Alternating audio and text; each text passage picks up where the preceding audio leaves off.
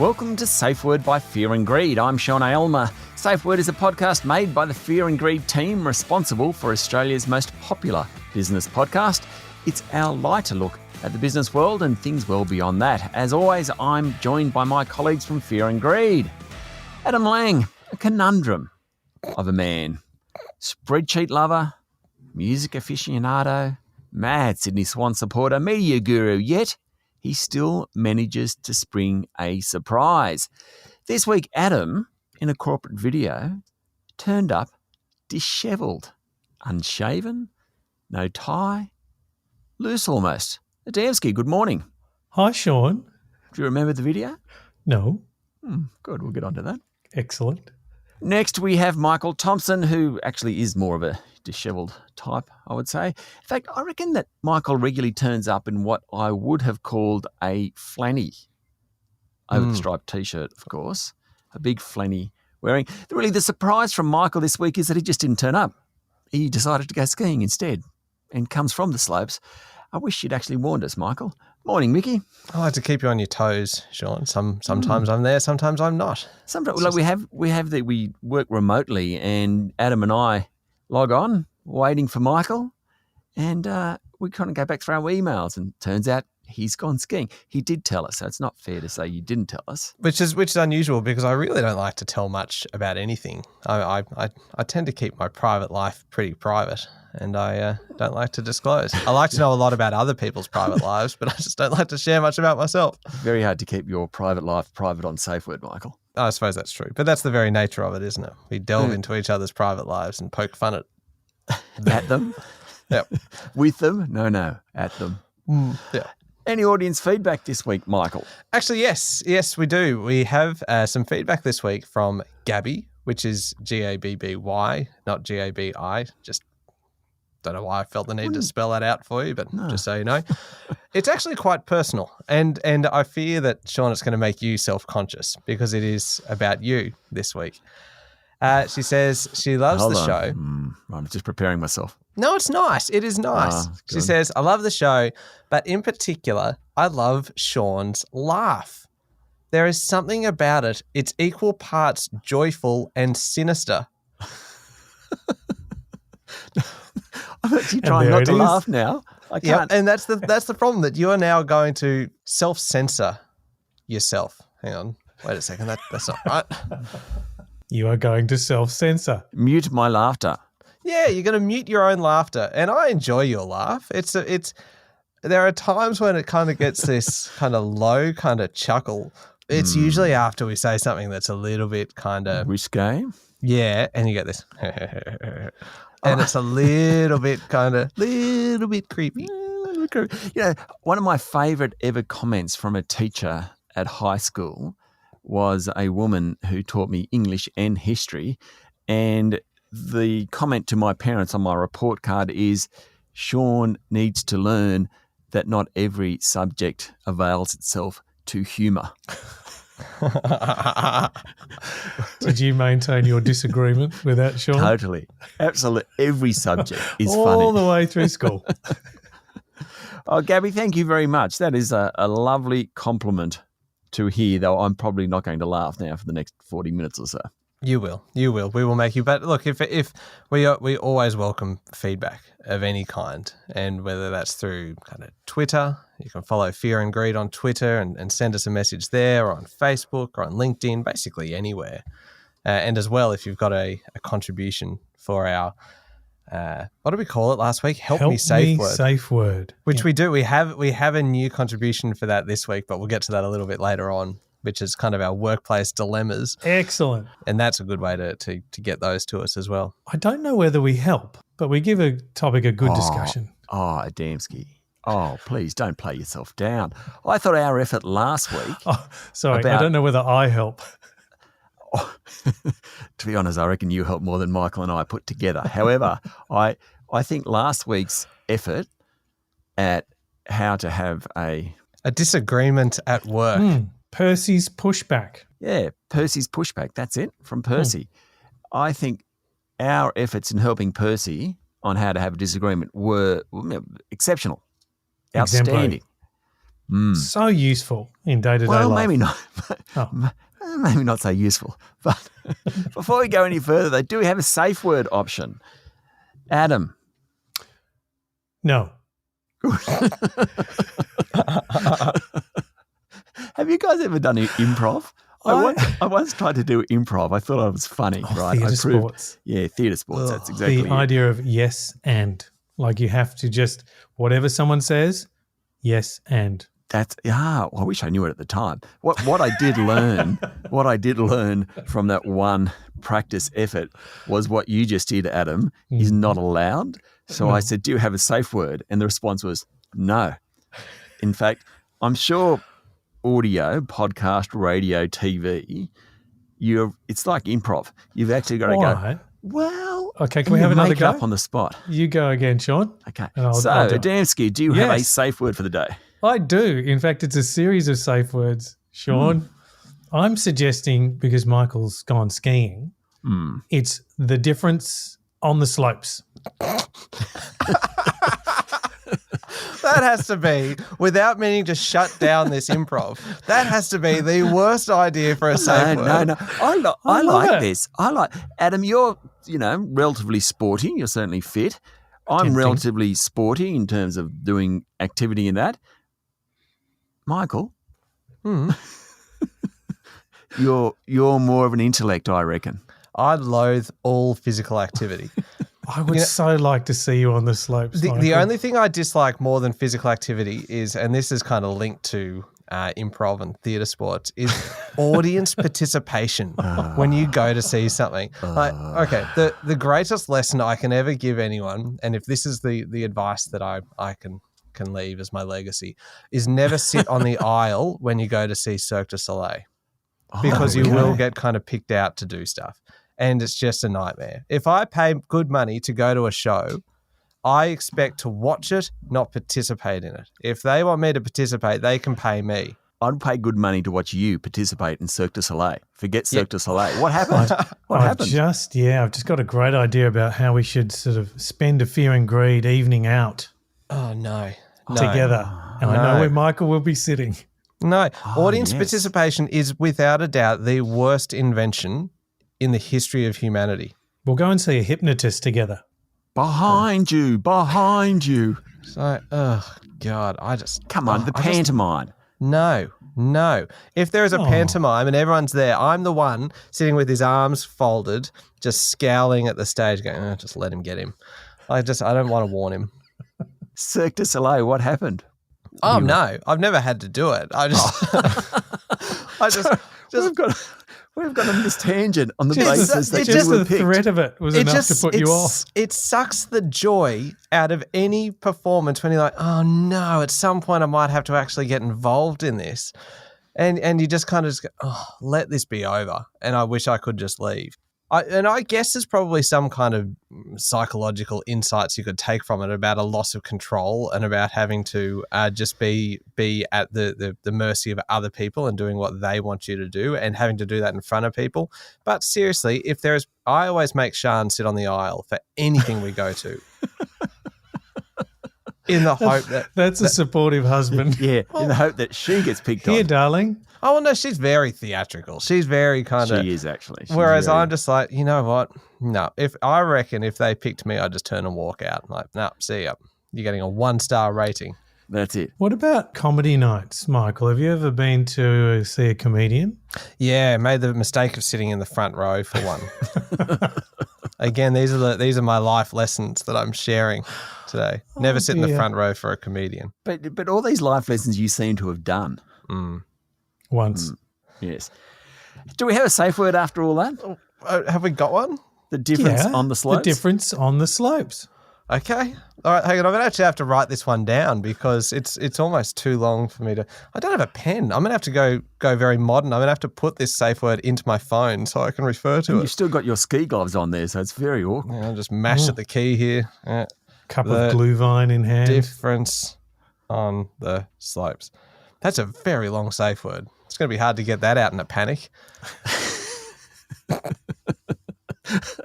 Trust yourself, Michael. Yeah. The difference on the slopes. Yeah, and if you don't get the words in the right order exactly, Doesn't then count. You haven't triggered it. No, We continue. you're not safe. I want to take one of the suggested topics, and once again, I'd like to congratulate Adam for having notes. There's probably about 20 words only in your notes. And Adam, ever since we have been hammering you about the extensive notes you continually take, Yes. particularly for a show like this, which is extremely loose, so we just talk about whatever happens to come into our mind, you have gone from pages of notes to just 20 words, which, thank you, appreciate that. Michael, you've stuck with your 7 or 8 words. Mm-hmm, mm-hmm. Well done. And you have kind of stuck with your... Yep. Let me see. Let me just count your words. Oh, there's none. Yeah. There is 0 words. So whatever you say is a complete mystery. Well, the one I do like is a dot point from Adam, and it says superpowers, and we all know where that's coming from. We'll explain that shortly. Michael's superpower, which I've got to say, Adamski, I agree totally, to find smut in anything. Yes. So thank you for remembering this, Sean, because this was actually a statement made by Michael. And if I recall correctly, it was when you were both giving me some feedback on my use of spreadsheets. I don't remember that. And that use of spreadsheets was one of my superpowers. And Michael, we were talking on an episode of Safeword, and your statement was to find the smut in anything was your superpower. Well, yeah. How did you develop this superpower? Just practice.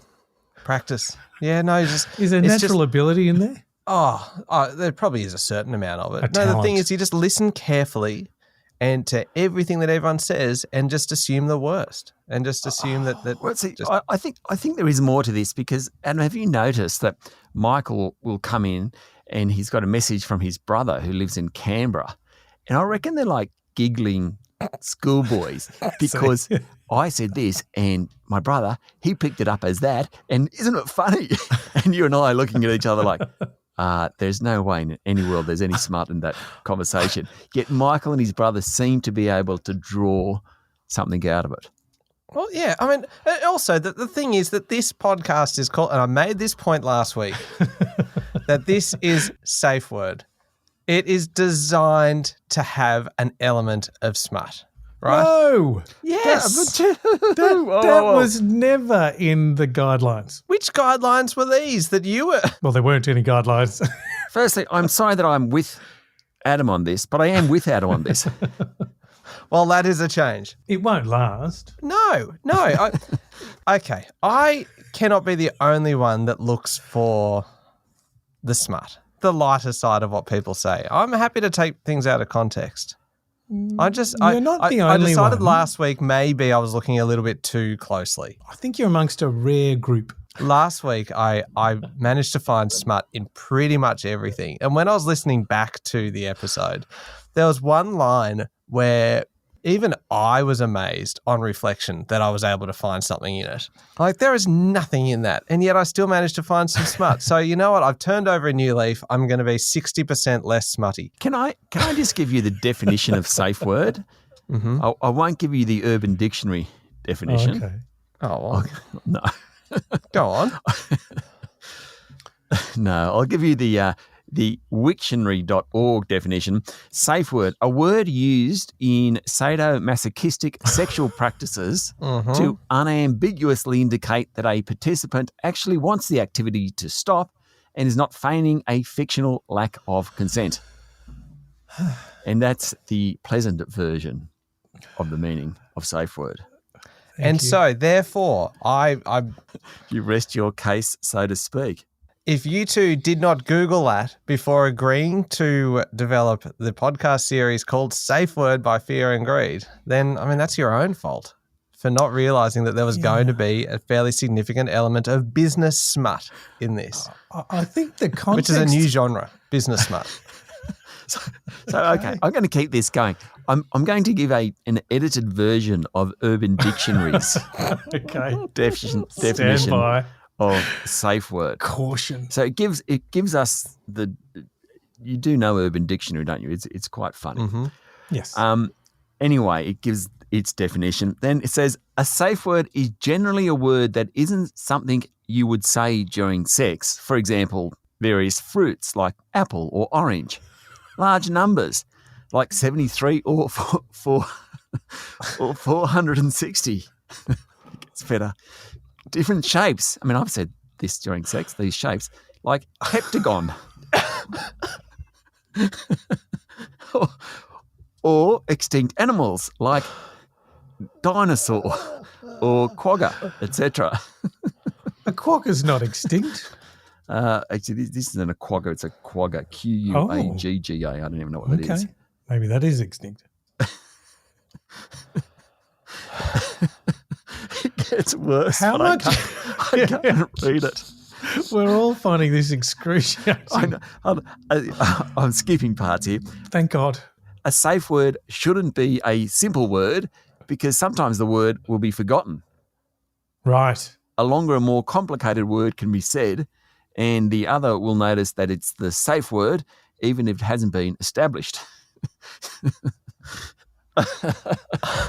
Oh dear. So can I even if my last sentence. Sure. If you haven't set a safe word and it's too much for you, then just think of a random word like phobia or an unnecessarily long name for a colour or anything you can say. Even just a safe word and that should be enough. There you go. Sorry.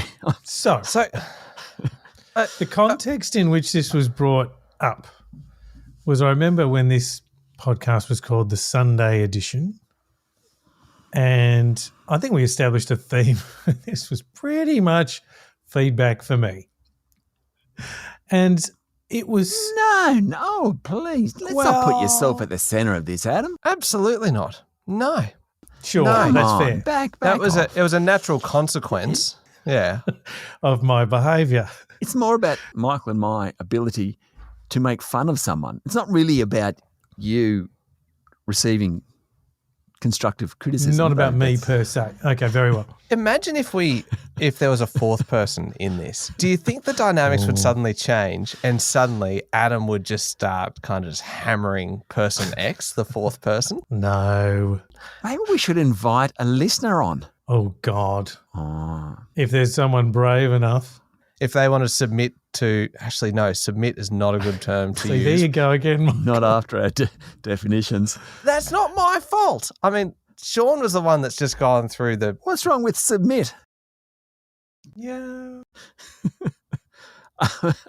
So the use of the term safe word was me in response to getting said feedback, and I said, at some point, do I need a safe word? ooh. I haven't to date. Oh, no, I have, but not for my own sake. I have used it. Adamski, you asked that question about a safe word. What in your mind was a safe word then, if that's... Oh, no, I knew exactly what it was without even knowing the Urban Dictionary version of it, which is very good. I didn't know that. But no, I have been aware of the word, and I just thought at some point... How? I can say, geez, I'll have to look it up. There was a comedy show, I think, was it called Utopia? Anyway, there was an episode of it, and they're this kind of kooky guy and girl combination that do these different characters.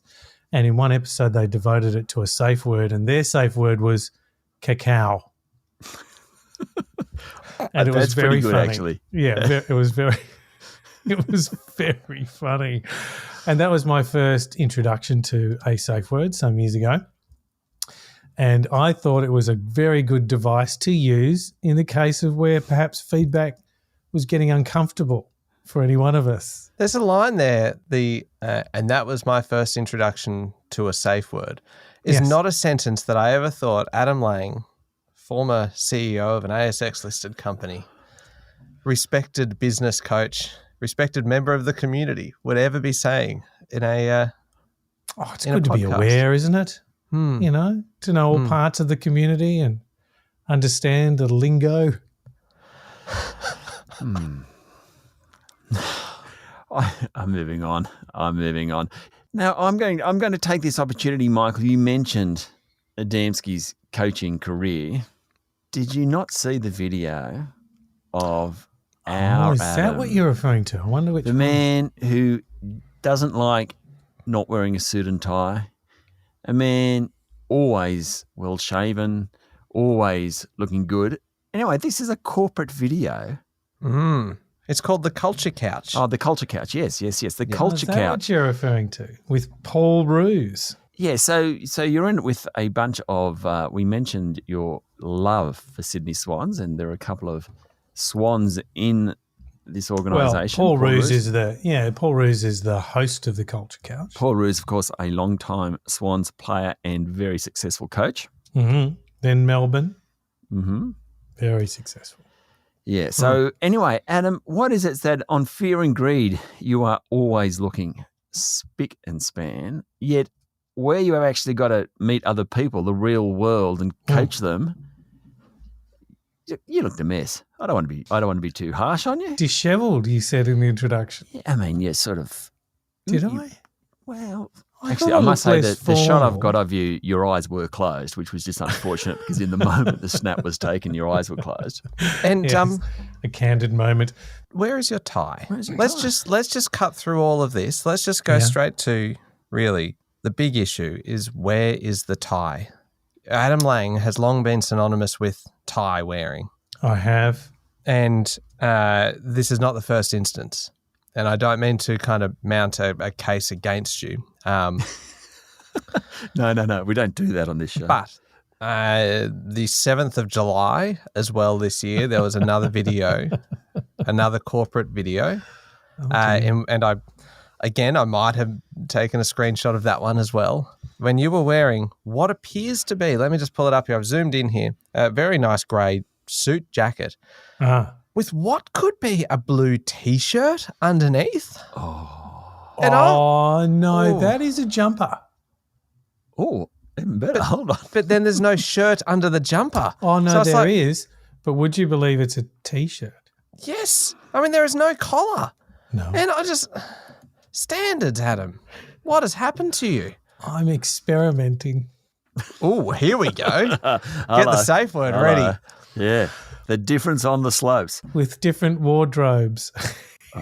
Ooh. Hello. Keep going. Now we're interested. And does one of these wardrobes contain leather? I've got a leather jacket. Chaps. No. No chaps. Leather chaps. Mesh singlets.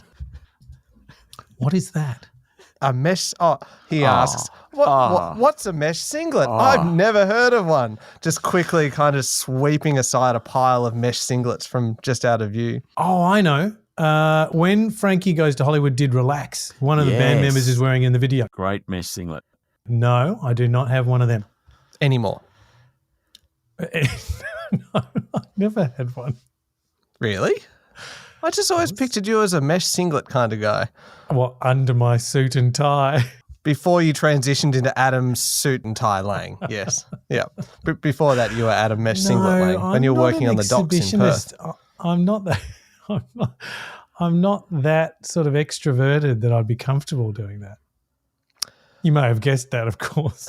Which is the reason for the question.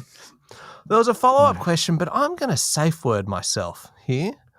The difference come on the on. slopes. The difference on the slopes. No, it was just about how much nipple is too much nipple. For me, any. That's wrong with you. I'm doing it for me. everyone's benefit. None. You know, you realise as you get older and your kids get older, and, you know, my household has 8 kids between the ages of 24 and 13 or whatever, right? So all these kids who have left school, youth is beauty. And they all walk around when their friends come around and they just all look really good. And you just realise, actually, never will I ever go to the beach, for example, without wearing a rashie ever again. For everyone's benefit. When I go to the gym, right? Just Cover up. Absolutely, as much as possible, because I look at these 20-year-olds and they just look fantastic. Doesn't matter. They're Difference on the just slopes. fit I'm and- just going to put that out there Yeah. because if you were to do your laugh right now, the sinister part of that could actually sound a little bit creepy. Just the once again, Mickey, you've many. these 20-year-olds. Oh dear. The safe word on the slopes. I was thinking when you exercise, like would you, if you're running, Thanks for In bringing the up the outdoors. F45, the thing. sorry, yeah. 5 times this week. Go on. That's Have impressive. you really? 5 times? I was going to say you're looking pretty jacked. Swole.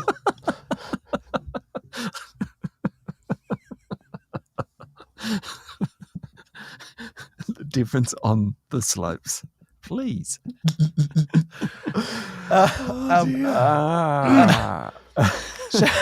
Shall we? Yep. That one deserved it. All right. Shall we move to our help me safe word for this week? Yeah, help me safe word. Yes. Because obviously last week we helped Percy with the Percy pushback and how to have an argument. I hope he enjoyed our help. Yes, I'm Percy. hoping we get a follow-up comment from We'd love to know, Percy. You guys are stupid. It didn't work. Something like that, Percy, would be really good. I got the sack. Actually, that would be good. Do you guys have a job for me? Yeah, that's right. Your advice to undermine my enemies at work backfired. Who'd have thought? Anyway, so last week we debuted our help me safe word, and you supply your workplace dilemma and we'll solve it for you. And kind of as we alluded to earlier, I am certainly not qualified to fix your workplace dilemma. Sean, you're probably a little bit more qualified, though. Your recommendations would come with a lot more confrontation, probably than would be possibly. Although I did suggest passive aggressive the other day. Yeah, being passive aggressive. Yeah. So that's not confrontational. Yeah, and a lot of the undermining came from you as well. Yeah. And that's not confrontational at all by its very nature. That happens behind your back. Totally. And that's the point of this. Yeah. Adam would just manage it properly. Adam, on the other hand, certified business coach.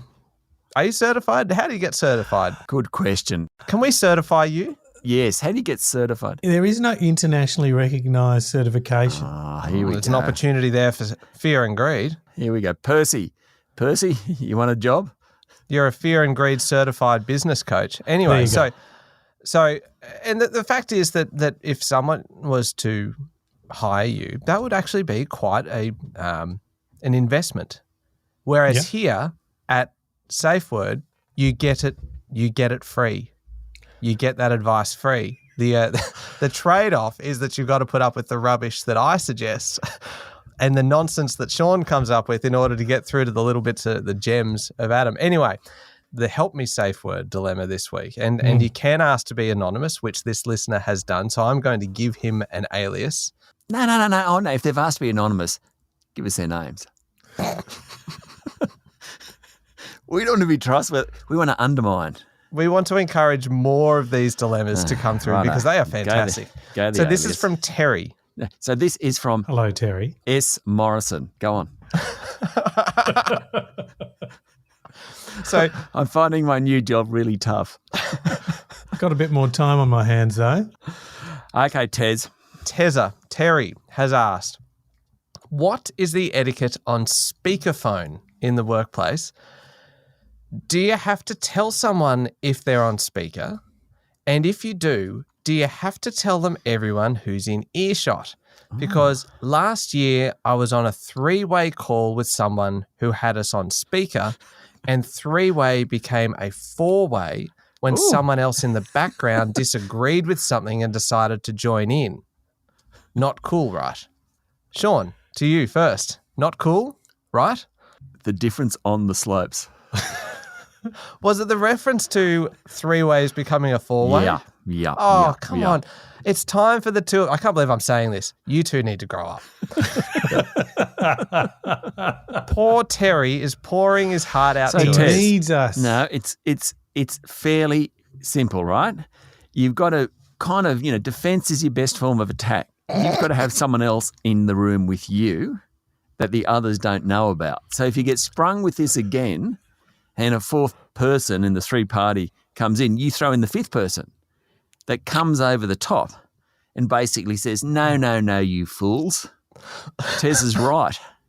And should that be someone who is in a more superior position? Well, preferably, but they can be totally unrelated if need be. Just your mate, really. Yeah. It doesn't matter. Someone off the street. Pay $5 to sit in there. But this is actually a fairly serious point, because I have certainly been in situations where you're having a conversation and you realise there is someone else listening, and it's quite unnerving. Like I'm with Terry here. But did you know they were listening beforehand, or did you just guess that someone else was present? No, they just pop in and they say, oh, hi, it's Belinda here. Look, I have been listening. I think that. And I'm like, really? If you've been listening, why didn't you tell me up front? I mean, I shouldn't have called you an idiot, Belinda, earlier on. I mean, it's way out of line, Tez, way out of line. So the best thing to do is have someone by your side to whack them back. Well, how about then in the open plan office where... You can't be on speakerphone in the open plan office, though, can you? Well, I mean, you're not going to put your phone up to your ear because that comes with risk, health risk. AirPods? Just the thought. So, Adam? I'm guessing that this was Terry in this instance was using a mobile phone device, right?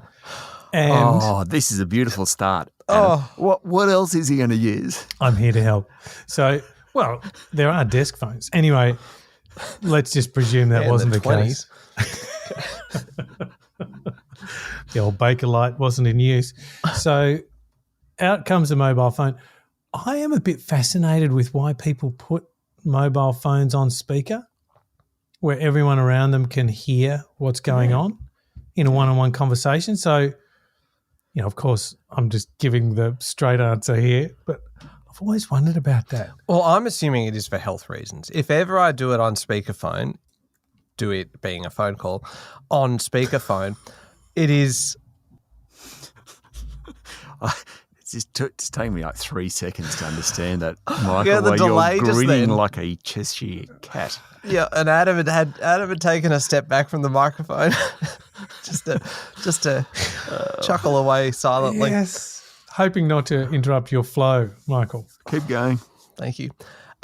If ever I have put a call on speaker, it is purely because I'm worried about how hot my ear is getting from the heat from the heat from the phone. Don't you notice that? When you actually, Adam, you wouldn't. You wouldn't because you are the most diligent hands-free user I have ever seen. And that even in your office at our former workplace, you had the little hands-free kind of cradle that you used for your office phone. Yep. So, but Adam, did you have it on speaker? No. Okay, so you had headphones on or something. Yeah. So, so that would be my recommendation. But let's just say, if someone's within earshot, I think they're obliged to say they're present. But I think the point from Terry here is that it's unbeknownst to him, he's having a three-way, and he knows he's having a three-way, and suddenly it's a four-way. Three became four, but it was a bit of a surprise. Someone sort of snuck in, a bit of a surprise. Hello, who's that? He's a fourth person. So I think you've got to announce yourself, don't you? Like knock on the door. To enter into the three-way? Yeah, I think that would be etiquette. Adam. You've got to announce yourself, surely. It's just polite. It's just manners. Terry, why have you taken us down this path? So say you are... But Terry didn't. Terry's not at fault. Well, what about... Well, I'm going to blame Terry. I think that's fair. It's not Terry, and it's not you, Adam, and it's not me. No, hang on. No. I do not accept any responsibility for this. I know that part of our brand, our values is accountability because I went through the spreadsheet from last week. No meeting outside the meeting. That's right. Accountability. I am not accepting accountability for this going awry. This was pure Adam smut-face Lang. Again. That's right. So, no, anyway. Okay, look at it from a different perspective. What if you were one of the people nearby, right? Yeah. And you've got old mate Terry there. See, old mate, there's another great phrase, isn't it? We've discussed it before. Go on. Yeah, no, we discussed the difference between old mate and old fella. and how one is suitable for use in the workplace and one is certainly not. Old mate is the safe for work one. So you've got old mate Terry there on his speakerphone. He's holding his. Terry's written into us. Terry's our mate. Terry's our mate. That's a good point. But Terry's using headphones, right? I think the issue for Terry is that he's one of the other two in the threesome.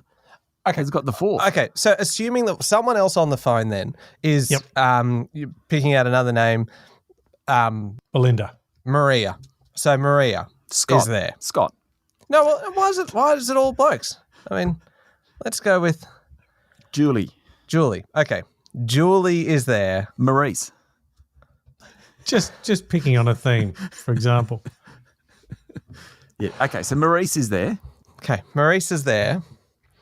Hang on, is Maurice male or female? Oh, dear, Michael. Oh, the only Maurice I know is female. Yeah. Please, Michael. Not Maurice, Morris. Marice. But Maurice. Well, Maurice is the name of Belle's father in Beauty and the Beast. Oh, Michael. God. That's an excellent piece of trivia. That is an excellent done. piece of trivia. So therefore, I just needed to clarify that. So anyway, Maurice, as in Maurice Payne. Okay, well, let's pick a different name now so that people don't think we are, in fact, talking about Maurice Payne. Carmen. That's it. Australia's first lady premier, Carmen Lawrence. Yep. Linda. So, okay. So, Terry is on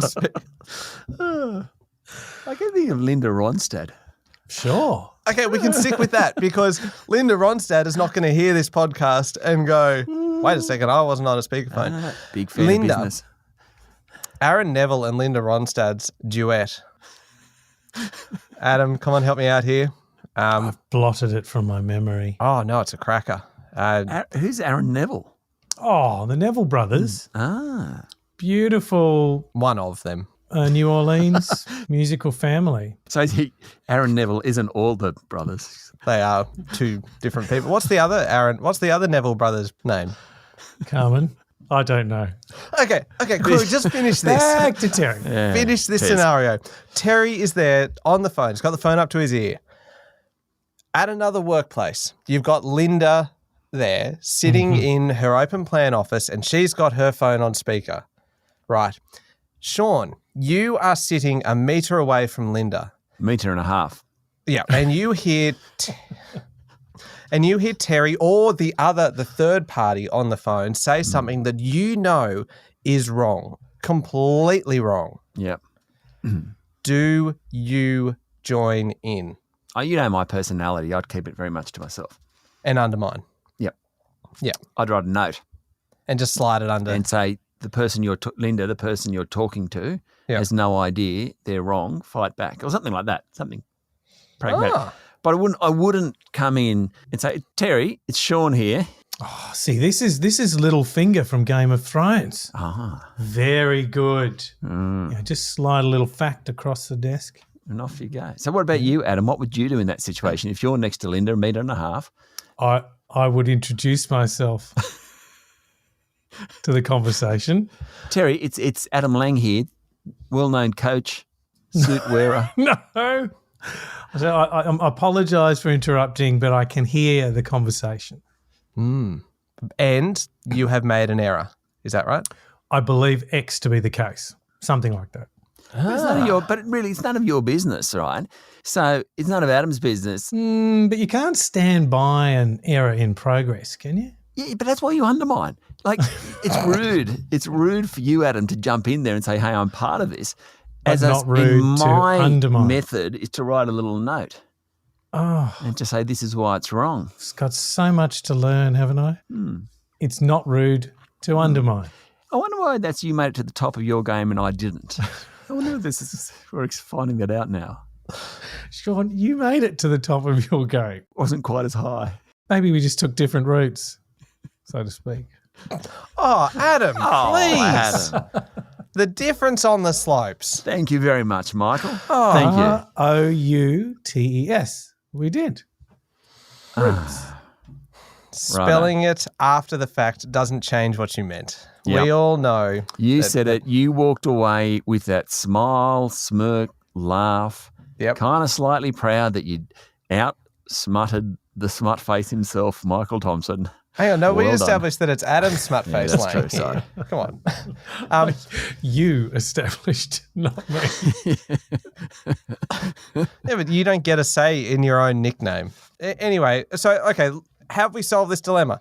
Yeah, totally. You don't get to join in. Even though you can hear it. You should always disclose if you're on a speakerphone. Yes.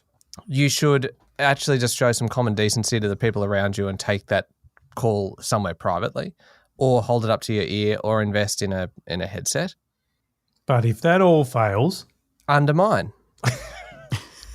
Is that right? I'm sensing broadly, that I don't know that I'd go through those first few steps, but certainly you want to end up undermining.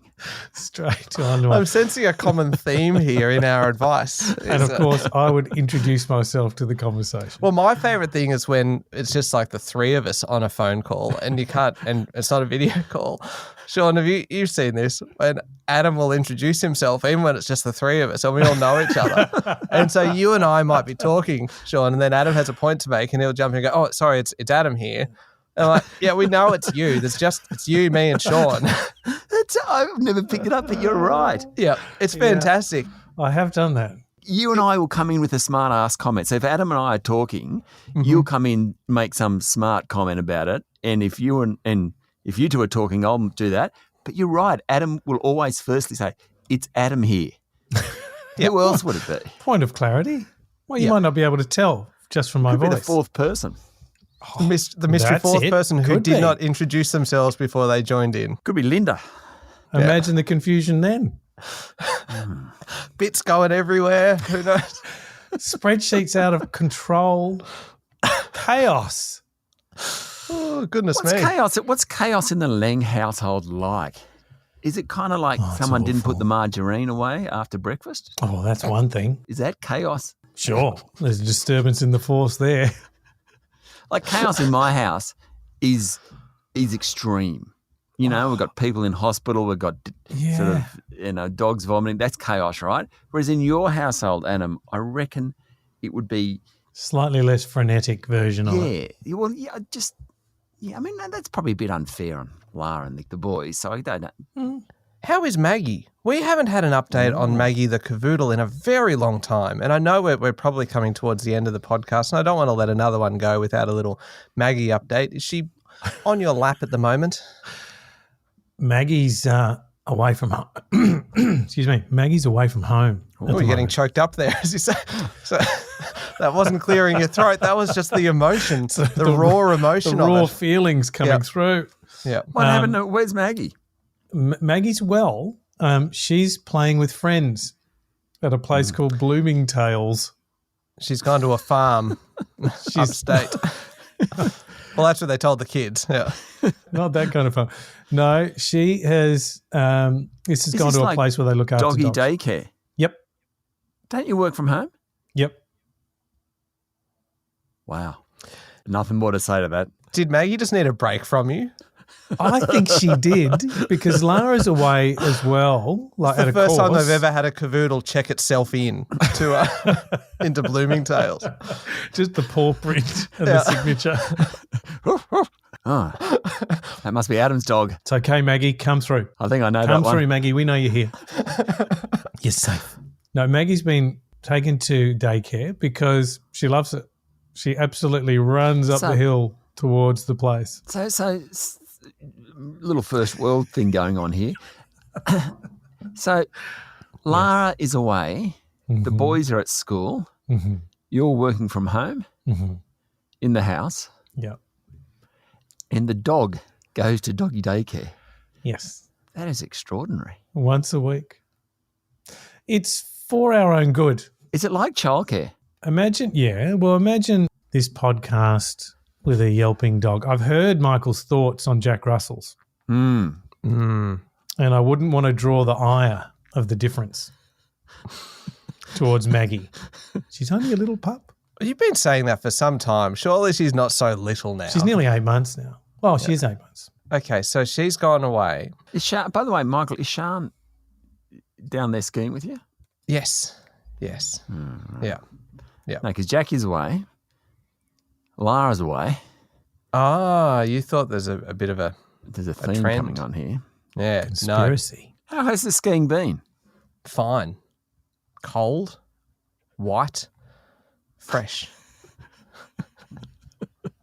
And how have you been on the slopes? Probably the difference, I'd say. That's Yeah. right.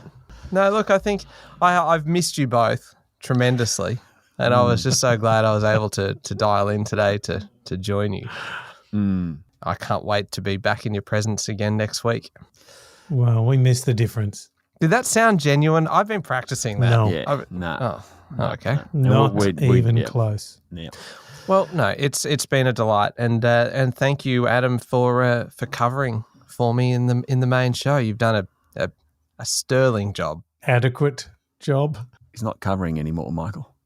Oh, Got some bad news. It started as his covering. Not anymore, Mickey. that's fine. I'll just stay down here. You know what they say about taking holidays? Yeah. It's high risk. Righto. I think that is about it. Michael, enjoy your trip back, really. You've still got a couple of days skiing, but enjoy your trip back. There is nothing better than driving 6 hours with a couple of young kids in the car, really. A real treat. Thank you. I'd forgotten about what awaited us on the return trip. Yeah. I'm just still fascinated the fact that Maggie's in daycare, in doggy Well, daycare. I mean, Adam, I hope that we need to wrap this up because, I'm sure that Maggie probably needs to be picked up or something. Is she staying there 6 hours' overnight, time. or does she just go there during the day? Just during the day. I feel like we did not pay enough attention to this. And is it because it's too cold at your house and you refuse to turn on the heater?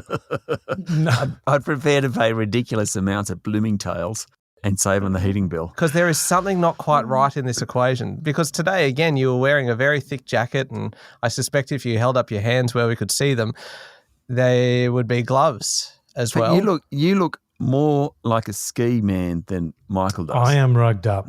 I'm absolutely rugged up. No question. Why? I'm never going to understand this. Why you don't just turn on the heater? My concerns are global. The difference on the slopes. I'm calling the whole podcast. Yeah, well done. Thank you. Mickey, have a good trip back. Thank you for joining us today from down there. Oh, thank you, Sean. Adamski, as always, thank you. Thank you, Sean. That was Safeword by Fear and Greed. Don't forget to hit follow on Safeword so you get a new episode every week. Tell your friends, your family, your colleagues, and of course, if you have an etiquette issue, a problem at work, send them in via our Facebook page or, of course, fearandgreed.com.au. I'm Sean Aylmer. Have a great day.